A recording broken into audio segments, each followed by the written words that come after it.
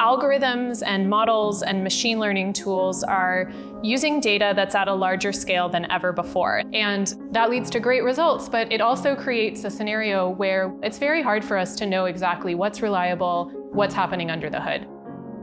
My name is Rina Foygel Barber, and I'm a statistician.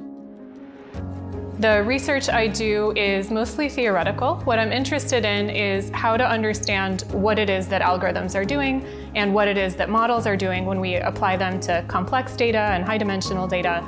And in particular, the questions I look at are things like what types of assumptions are we making and what can go wrong. We want to know that when our model is predicting something, it's actually doing it accurately. What statistics can offer is a way to quantify these issues and essentially to give us a way to study what it is that these algorithms are actually doing and what good or bad consequences that might have.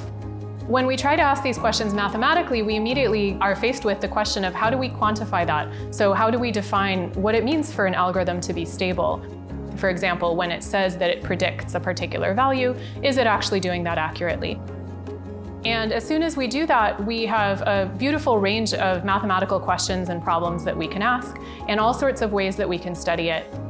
When I'm at the board with collaborators or with students, and we can work together to just see an idea taking shape right in front of our eyes, it's so exciting when suddenly we understand how to ask a question or how to tackle a problem. How to define these things is not always clear, and sometimes the hardest part of the question is even figuring out just what the question is. So I think what's really interesting and impactful about theory is that it's beautiful for its own sake, but at the same time, it can also inform us in surprising ways about what it is that we do in practice.